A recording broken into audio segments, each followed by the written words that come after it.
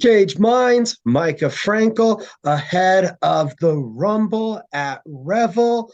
I'm joined by Michael Petersen. How you doing, sir? I'm doing great. How are you? I'm doing well. Excited about the card. You're going to be in action taking on Justice Jiron. So, first off, sir, let's get to know you a little bit. First time fighting up in Albuquerque. We know that you recently moved from Clovis up to Albuquerque. But first off, talk to us about boxing and where your journey with the sport began. Yes, I currently moved to Albuquerque, start my boxing career over because I wasn't having no luck in Clovis, no good training. Um, I recently moved here, I'm getting better, um, teaching me a lot more over here than I was in Clovis. So, I'm just trying to move forward. And how long have you been in the game, in the sport for? Like, when did you start as an amateur? I'm since 12 years old. Oh, wow, 12 years old. What inspired you, drew you to the sport? My dad used to do it when he was younger, and he was also a professional boxer, so that made me, you know, want to do it more. Michael, How long did Michael. that amateur run last for? You said you started at 12. How long was it before the pro debut? I made my pro debut back in 2018. So I was amateur for maybe I say about 4 years because I stopped boxing for a little while, and then because I was trying to go pro in baseball as well, and that didn't work out. So I got back into boxing, and then back in 2018 is when I had my pro debut. A real athletic guy, so baseball was the first love. Yes, sir. And what position were you? How long did you play that sport? I played baseball since I was 5 years old. I started at t-ball all the way up until after high school, And and what were you? I was the position I played was outfield. That was center field. And how do you feel that the skills that you honed for all those years on the field transitioned into the ring? Oh, I've always loved the sport of boxing. I've always wanted to grow, be a professional like I am today. But like I said, ever since I stopped for a little while and then I got back into it, I still trained for it while I did baseball.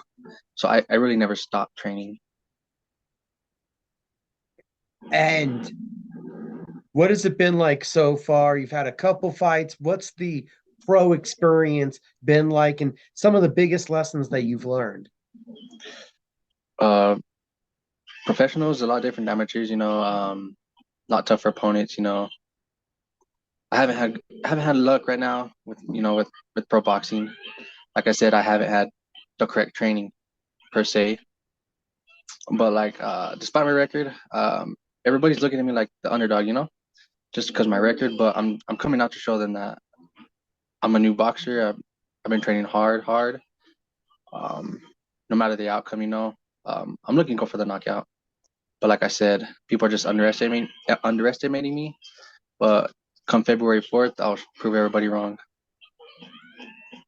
I'm sure there's a lot of differences in your game, but what do you feel like have been some of the biggest adjustments that you've made since being with the Duke City Underdogs? Oh, there's been a lot of adjustments. They've been working with me on my footwork, just my strength and conditioning. Like I haven't had none of that in my previous training. Back in Clovis when I trained, I would just do mitt work. I wouldn't spar, I wouldn't do none of the good stuff. But over here in Albuquerque, I've been getting all that. So it's been good. How has this more well-rounded training camp, what has it done for your confidence? It's boosted my confidence a lot more. Because like I said, I'm ready. Um, I've been sparring. I've been sparring a lot of people, different skill levels, better than what I was in Clovis. So like I said, it boosted my confidence a lot more. How big of a decision was that? Moving from home, coming up here, moving a couple hours away. It's got to be a big adjustment. It was a big adjustment. But like I said, I just wanted to. The main reason is because the boxing. I just wanted to become better at it. Um, but I mean, that's the main reason. The opponent on February 4th, Justice Jiron, we saw him quite the statement in his professional debut, taking on a Mexican fighter with probably more than 50 fights under his belt. What do you think of the opponent here, and how do you assess how you think the fight's going to play out? Justice, me and him, we've been wanting to fight for about 2 years now, but it has never happened. I don't know much of him, but yes, he did fight a veteran his pro debut. Um, but he was about 40 years old, I believe. So he just his opponent just went in there just for the easy paycheck. But me and him, we have more like you know, but the outcome, like I said, I'm gonna come out victorious no matter what. So he just better be ready.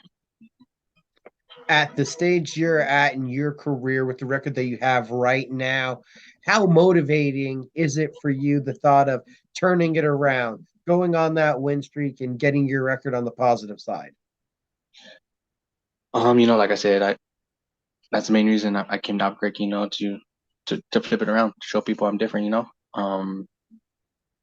Like I said, they people don't believe in me. They already think, I lost, but like I said, I'm proving everybody wrong.